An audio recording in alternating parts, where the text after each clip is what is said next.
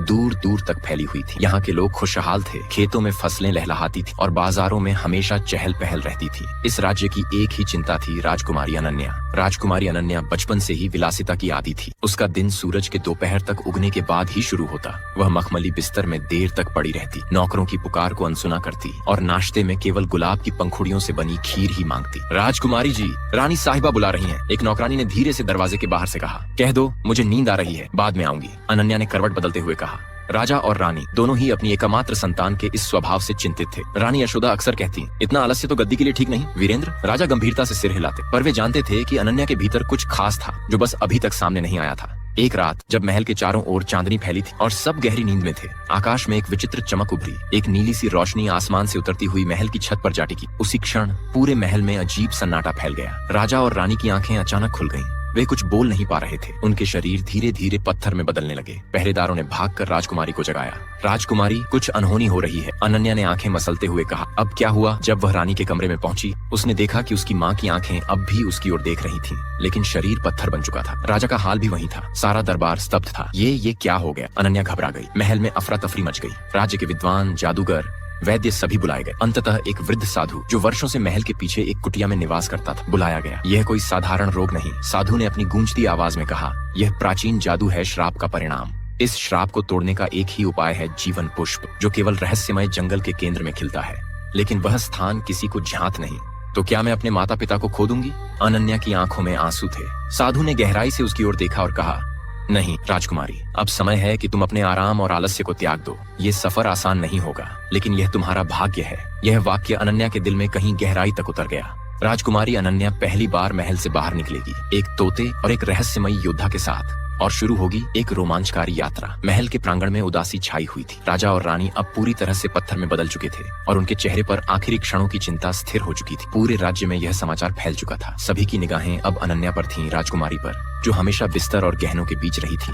अब एक ऐसी यात्रा पर निकलने जा रही थी जहाँ जान का जोखिम था। साधु ने एक रहस्यमय तोते को उसके साथ भेजने का निर्णय लिया। वह कोई साधारण तोता नहीं था। उसका नाम था वाचक, ज्ञान का संरक्षक। यह तोता तुम्हें दिशा देगा, साधु ने कहा, पर रास्ता खुद तुम्हें बनाना होगा। राजकुमारी ने हल्का सा सिर झुकाया। मैं अपने माता पिता और राज्य को बचाने का वादा करती हूँ। वह सोने से मढ़े वस्त्रों की जगह अब साधारण लेकिन मजबूत कपड़ों में थी। पीठ पर एक छोटी सी थैली जिसमें कुछ आवश्यक वस्तुएं, साधु द्वारा दी गई एक रहस्यमय नीली माला और उसकी माँ की एक अंगूठी थी। महल से निकलते ही जैसे सब कुछ बदल गया। जहाँ पहले वो हर जगह घोड़े की सवारी करती थी, अब उसे पैदल चलना पड़ रहा था। जंगल की राहों में कीचड़, कांटे और न जाने कितनी तरह की आवाजें थीं, जिनसे वह पहले कभी नहीं गुजरी थी। ओह, ये रास्ते कितने गंदे हैं, अनन्या ने शिकायत की। वाचक ने कहा, हर कांटा एक सबक देता है और हर कीचड़ एक चरण है। रुकोगी तो खत्म हो जाओगी। अनन्या ने नाक सिकोड़ते हुए आगे कदम बढ़ाया। तीसरे दिन जब वे एक गहरे जंगल में पहुंचे, वहाँ एक अजीब दृश्य दिखा।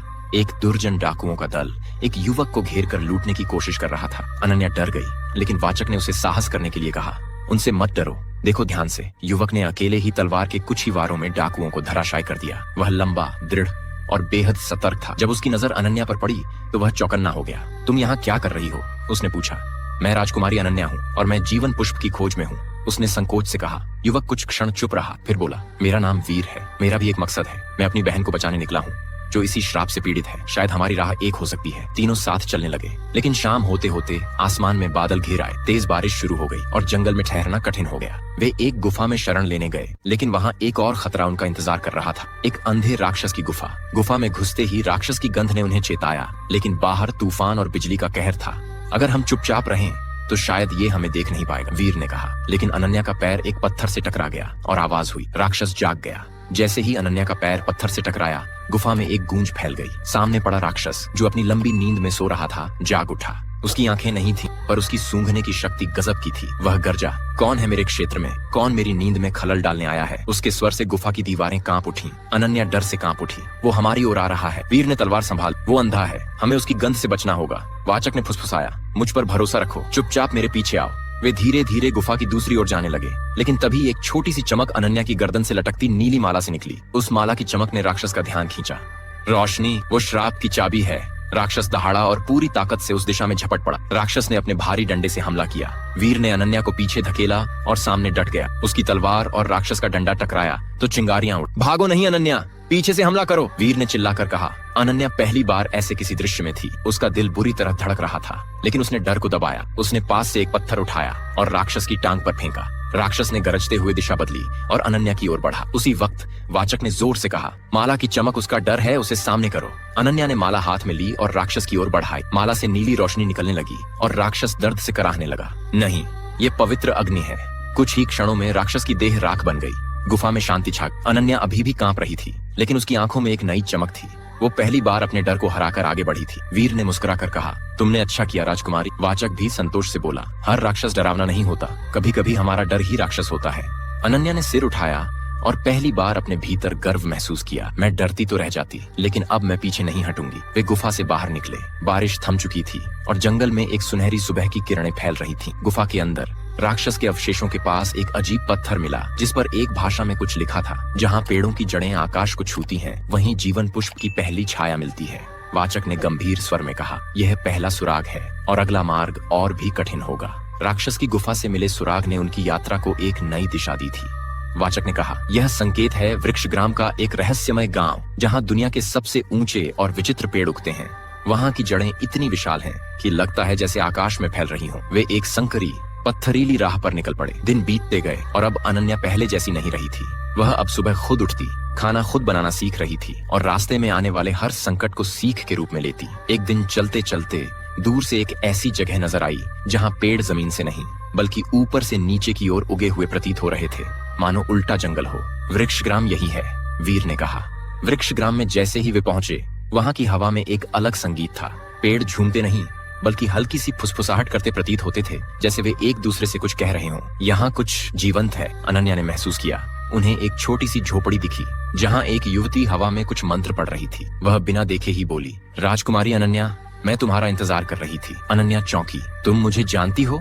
मैं आरुषि हूँ, युवती मुस्कुराई। हवा की बेटी जो वृक्षों की भाषा समझती है। जीवन पुष्प की राह में मेरी भूमिका पहले से तय है। वाचक बोला, हवा के लोग रहस्य और संकेतों के रक्षक होते हैं। अगर आरुषि साथ है तो अगला सुराग हमें मिलेगा। आरुषि उन्हें एक पुराने वृक्ष के पास ले गई, जिसके तने में एक बड़ा दरार था। उसने आंखें मूंदी और पेड़ की छाल पर हाथ रखा। यह वृक्ष कहता है कि जीवन पुष्प की पहली छाया प्रभामयी झील के तट पर खिली थी, लेकिन उसे छूना घातक है यदि मन शुद्ध न हो। क्या मतलब? अनन्या ने पूछा। झील की छाया मन के भीतर का सच दिखाती है। वहां जाने वाला व्यक्ति झील में खुद की परछाई देखता है, और अगर वह झूठा है, डरपोक है या लालची है तो उसका अंत वहीं होता है। वीर ने गहराई से अनन्या की ओर देखा। क्या तुम तैयार हो? अनन्या ने बिना झिझक कहा, हाँ, मैं अब पीछे नहीं हटती।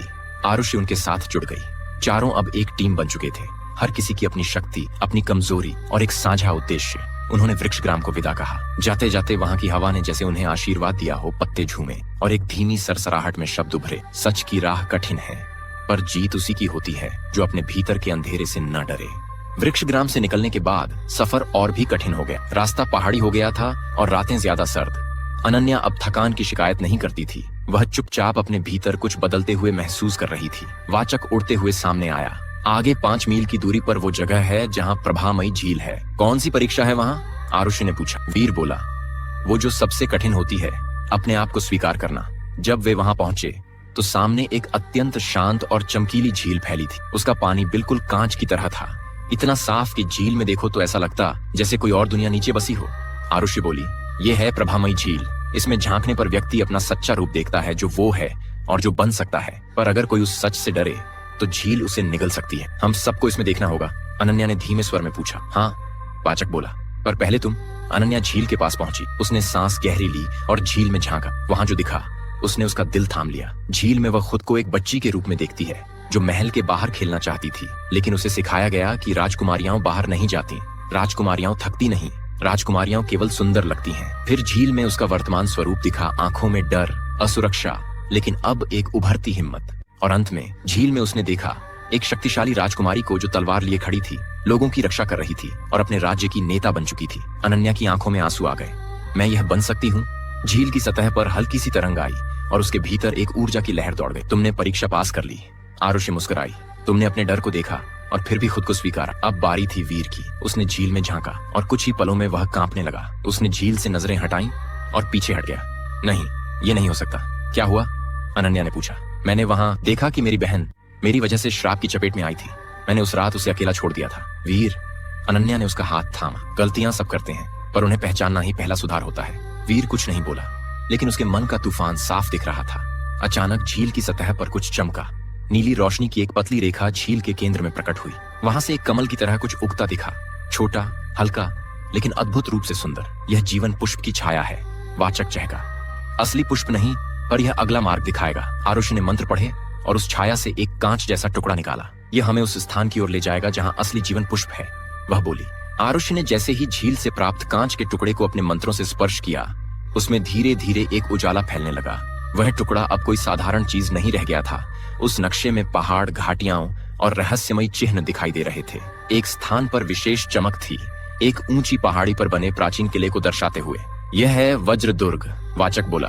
वहीं पर असली जीवन पुष्प बंद है, पर वहां जाना आसान नहीं होगा, आरुषि ने गंभीर स्वर में कहा। वह स्थान किसी आम दुश्मन द्वारा नहीं, बल्कि एक दुष्ट जादूगरनी की ताकत से संरक्षित है। रात का समय था, सभी एक छोटे से आश्रय में विश्राम कर रहे थे। तभी अचानक हवा रुक गई, वनों की आवाजें थम गईं, जैसे प्रकृति भी डर गई हो। और फिर एक ठंडी स्याह परछाई अनन्या के सपनों में उतर आई।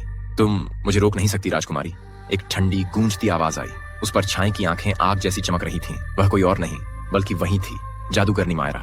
जीवन पुष्प मेरे अधीन है, और जो भी उसे छूने का प्रयास करेगा वो या तो पत्थर बनेगा या राख। अनन्या चीख कर उठी, पसीने में डूबी हुई। वीर ने उसकी ओर देखा। क्या हुआ? वो मुझे चेतावनी दे रही थी। वह जानती है कि हम आ रहे हैं, वाचक ने धीरे कहा। उसका डर यह दिखाता है कि वह भी जानती है, तुम में शक्ति है। अगले दिन यात्रा फिर शुरू हुई। वीर अब ज्यादा गंभीर हो गया था।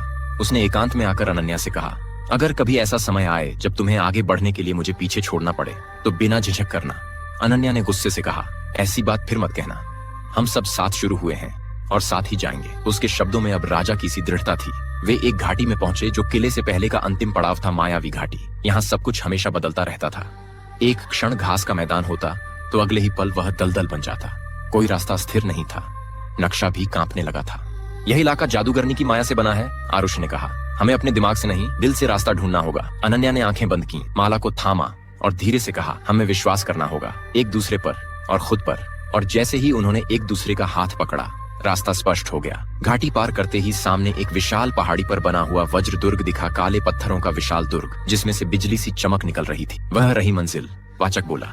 लेकिन तभी आकाश गहरा हुआ और उस किले के शिखर से एक बार फिर वहीं ठंडी ज्वालामुखी जैसी आवाज आई, तैयार हो जाओ राजकुमारी, अब परीक्षा असली होगी। वज्र दुर्ग के मुख्य द्वार पर पहुंचते ही उन्हें लगा जैसे समय रुक गया हो। हवा भारी हो गई थी और आकाश में काले बादलों की गर्जना हो रही थी। द्वार पर जादू से बनी एक शिला थी जिस पर लिखा था, केवल वही प्रवेश पा सकता है जो अपने भीतर की आग से अंधेरे को जला दे।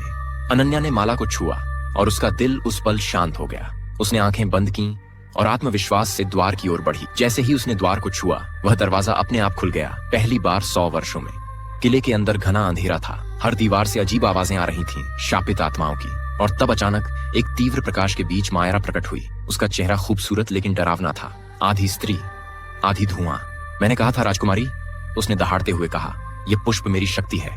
उसके हाथ में काले जादू की लपटें थीं। वीर और आरुषि ने सामने आकर अनन्या को बचाया। हम तीनों साथ हैं, अनन्या ने कहा, और तुझसे नहीं डरते। मायरा ने एक भयानक हमला किया। वीर ने उसे अपनी ढाल से रोका, लेकिन गंभीर रूप से घायल हो गया। अनन्या, जाओ, पुष्प तक पहुंचो। वीर की आवाज टूट रही थी। अनन्या और आरुषि महल के केंद्र तक पहुंचे, जहां एक चमकते हुए कमल के समान फूल एक स्वर्ण पेटी में रखा था। जैसे ही अनन्या ने उसे देखा, उसके मन में माँ पिता की छवि आई और राज्य के लोग जो पत्थर बन चुके थे। मैं इस फूल को शक्ति के लिए नहीं, प्रेम और जीवन के लिए ले रही हूँ, उसने धीमे से कहा।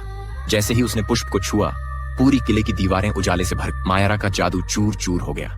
वह चीखी, नहीं, ये संभव नहीं, और धुएं में विलीन हो गई। राजकुमारी पुष्प लेकर राज्य लौटी। जैसे ही उसने पुष्प को राजा और रानी पर रखा, एक तेज प्रकाश हुआ और दोनों फिर से जीवित हो गए। पूरे राज्य में रोशनी फैल गई। पत्थर बने लोग फिर से सामान्य हो गए। उत्सव मनाया गया, लेकिन वीर, वह अब भी अचेत था। अनन्या ने उसके पास आकर कहा, तुमने जो किया वो कोई योद्धा ही कर सकता है। उसने पुष्प की एक पंखुड़ी वीर के हृदय पर रखी और चमत्कार हुआ।